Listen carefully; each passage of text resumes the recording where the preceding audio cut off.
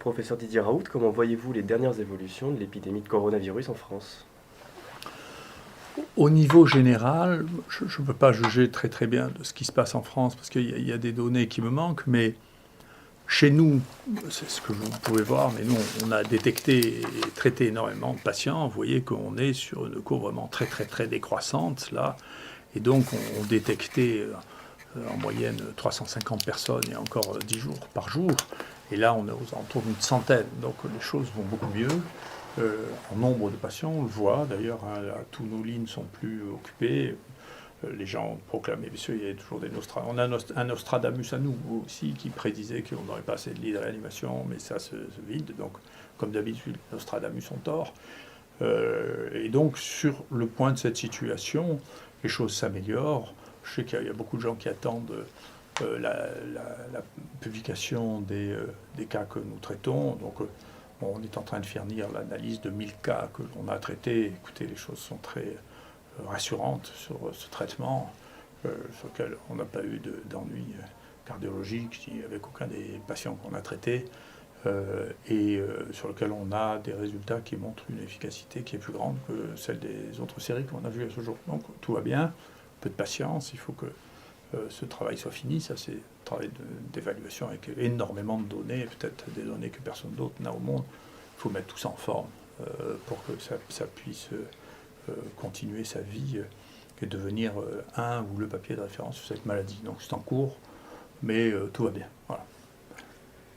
Que pensez-vous de la situation dans les EHPAD? On a vu hier que beaucoup d'EHPAD étaient touchés par l'épidémie. Je suis inquiet parce que, si vous voulez, je ne suis pas très convaincu par la stratégie du confinement aveugle, c'est-à-dire de mettre ensemble des gens comme sur le Diamond Creek, sur le bateau, qui sont négatifs et des gens qui sont positifs ensemble. Ça se termine souvent qu'à la fin parce que tout le monde est positif.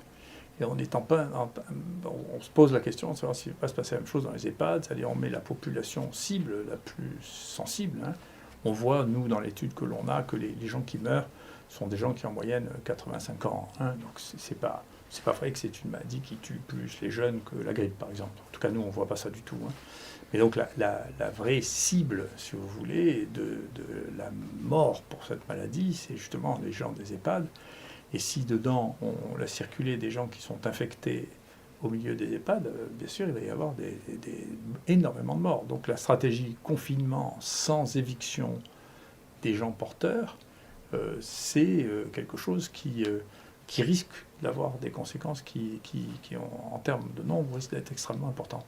Et donc moi, je reste, si vous voulez, j'ai pensé la même chose, je ne change pas. Je suis un médecin infectiologue et je pense qu'il faut, devant une maladie infectieuse, et ça fait 42 ans que je fais ce métier, je vois toujours des malades, une fois par semaine, c'est mon jour d'ailleurs aujourd'hui, pour rester en contact avec la réalité et pas devenir un médecin de bureau. Il faut diagnostiquer, faire le diagnostic, se donner les moyens de faire le diagnostic, il faut isoler les gens contagieux et il faut les traiter.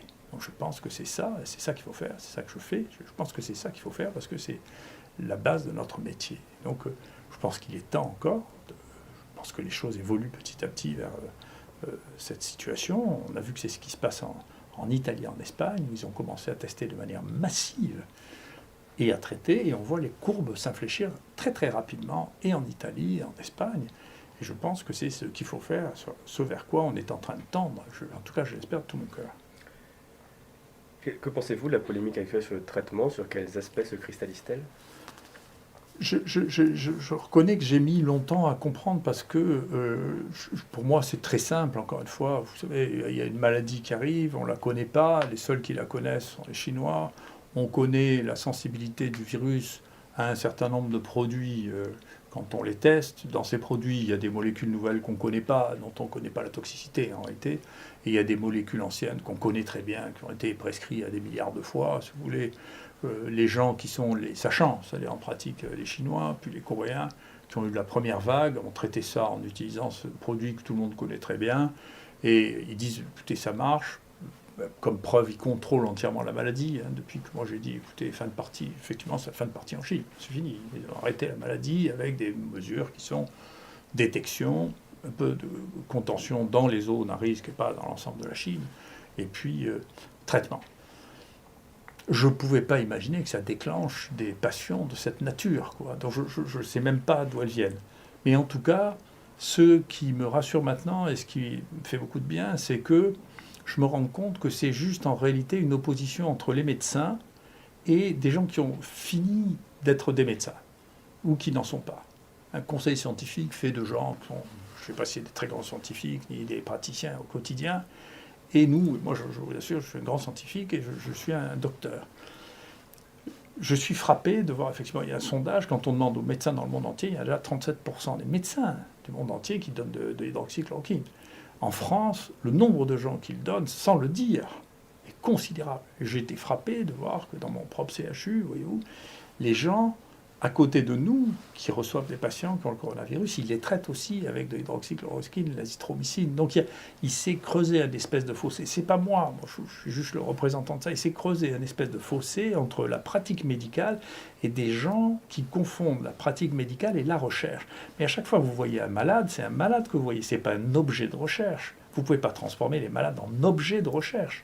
Et ça a commencé très tôt, parce que quand on a reçu les patients qui venaient de Chine, vous voyez, moi j'ai tout de suite proposé, parce que je pense toujours pareil, il faut tout de suite détecter s'il y en a un qui est positif. Moi je voulais le faire même dans l'avion, vous voyez, mettre un écouvillon. 3 heures après, j'aurais dit, voilà, les positifs, vous les séparez des négatifs, vous les mettez pas tous ensemble. Eh bien on m'a dit, mais pas du tout. Ça, de faire un écouvillon pour savoir si quelqu'un est contagieux, c'est de la recherche. Il faut demander un comité de protection des personnes. Alors après, ils sont débrouillés pour que ce soit très rapide. Ce comité on a perdu 24 heures parce que... Et de manière bizarre, les gens dans l'avion à qui on disait il faut que vous signiez un papier parce que de rechercher pour savoir si vous êtes contagieux, c'est de la recherche, ne comprenaient même pas ce qu'on leur disait. Donc vous voyez, il y a des gens qui sont devenus fous avec la méthode, avec le fait que tout est de la recherche, qui est déconnecté du fait qu'on doit savoir si les gens sont porteurs ou pas porteurs. C'est pas de la recherche, c'est de la pratique des épidémies. Et quand les gens sont malades, on doit les traiter avec les médicaments qu'on a, dont on sait qu'ils ne sont pas toxiques. Enfin, l'hydroxychloroquine, c'est un truc qu'on distribuait sans même une ordonnance il y a 2 mois. Et maintenant, on ne sait même pas comment on va faire pour traiter en ville des gens qui ont un lupus ou une polyarthrite rhumatoïde, qui prennent ce médicament depuis 20 ans. Si on leur marque du Plaquenil, on ne va pas pouvoir leur donner parce qu'on ne peut pas marquer le diagnostic dessus. Ça serait quelque chose qui est complètement impossible dans le cadre du secret médical. Vous ne pouvez pas expliquer pourquoi vous donnez un médicament sur ordonnance. C'est interdit par la loi. Vous voyez ? Et donc, on est dans un vrai conflit de la pratique. Est-ce que ce qu'on fait, c'est de la pratique médicale ou c'est de la recherche ? Mais ce n'est pas de la recherche qu'on fait, c'est d'abord de la pratique médicale. Tant mieux si on arrive à augmenter notre connaissance à partir de cette pratique, de cette nouvelle épidémie. Mais l'objectif que l'on a, nous, les docteurs, c'est pas de faire de la recherche, c'est de soigner les gens. Et quand même, je suis bien placé pour faire, parce que pour faire de la recherche, je fais beaucoup de recherche dans ma vie. Mais d'abord, notre premier soin, c'est ça, c'est notre premier point. Et moi, je regrette qu'il n'y ait pas d'intervention très solennelle, comme il y a de plus en plus de mes collègues anciens respectables, le professeur Maranaki qui a dirigé la NSM, l'ancien président de la Haute Autorité de Santé. Et moi, je voudrais bien que le Conseil de l'Ordre, dont c'est la responsabilité, se prononce sur cette question de la limitation de la capacité des médecins à juger par eux-mêmes de la thérapeutique qu'il est capable de donner avec des molécules qui sont aussi anciennes, aussi connues et aussi faciles à utiliser, sur leur interdiction de prescription.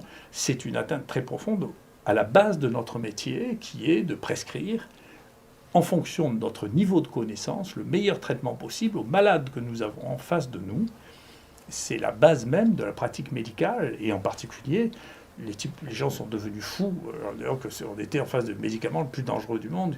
Il y a eu 2 milliards de gens qui ont fait ça. Vous n'imaginez pas que tous les gens qui partaient en Afrique à on donnait de la chloroquine, on leur faisait un électrocardiogramme, on les prévenait qu'ils allaient avoir une torsade de pointe. Enfin, c'est complètement fou. Donc on est devenu fou parce que c'est des gens qui ne font pas de médecine, qui parlent de médecine. La médecine, c'est de pratiquer le soin au quotidien à des gens qui sont malades et on leur donne un traitement. On ne leur dit pas rentrez chez vous et si vous n'arrivez plus à respirer, venez à l'hôpital. C'est pas ça la médecine. Voilà. Et donc, je suis content parce que j'avais un sentiment d'étrangeté parce que tout le monde dit que c'est moi qui fais ça, mais c'est pas moi, c'est les médecins qui font ça. Et donc, je suis content de voir que les autres médecins font comme moi parce qu'ils sont raisonnables. Voilà.